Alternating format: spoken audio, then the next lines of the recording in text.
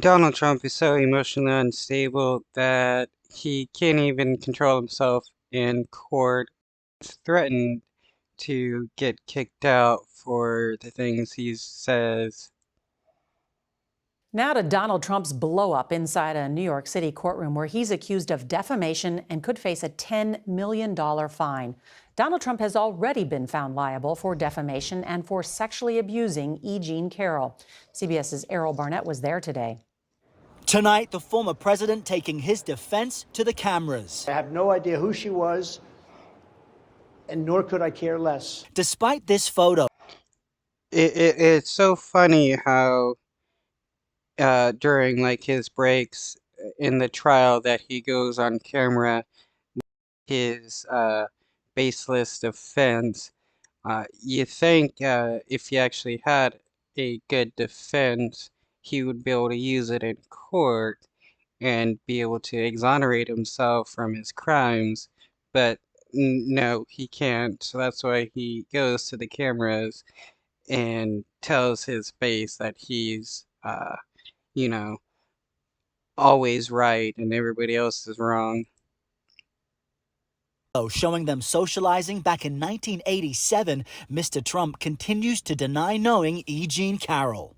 Inside the federal courthouse, Mr. Trump was warned of being thrown out by Judge Lewis Kaplan, citing audible reactions to Miss Carroll's often emotional retelling of Trump's attack on her character and her credibility.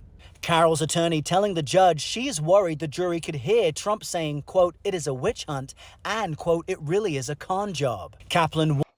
Yeah, he's saying it loud enough so that the jury hears, so he can try to influence the judgment later on. Warned the current Republican frontrunner he may lose his privilege to sit through the trial, to which. And what is with his hand there? What did he do to get these kinds of injuries, or is it from a disease? Warned the current Republican frontrunner he may lose his privilege to sit through the trial, to which Trump replied, "I would love it." The judge responded, "You just can't control yourself," and Trump retorted, "You can't either." Wow, Trump behaves like he's a kid. I know you are, but you are. Continued to attack Carroll even after her testimony. It's a rigged deal. It's a made-up, fabricated story. Carroll telling jurors she's received regular death threats since she publicized the sexual assault committed by Mr. Trump.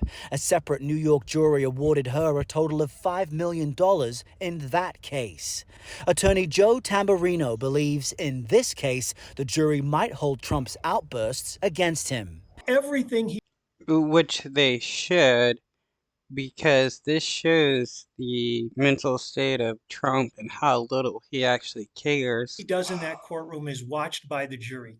And that jury is going to take every look that he gives, every word that he says, every time he gestures or make a noise, and they could use that against him. Now, keep this in mind. President Trump is not required to attend these proceedings, which are focused on one very narrow thing, exactly how much Ms. Carroll should be awarded for the defamation Mr. Trump has already been found liable for. And there remains the possibility, Nora, that he may take the stand in his own defense, but that will come with very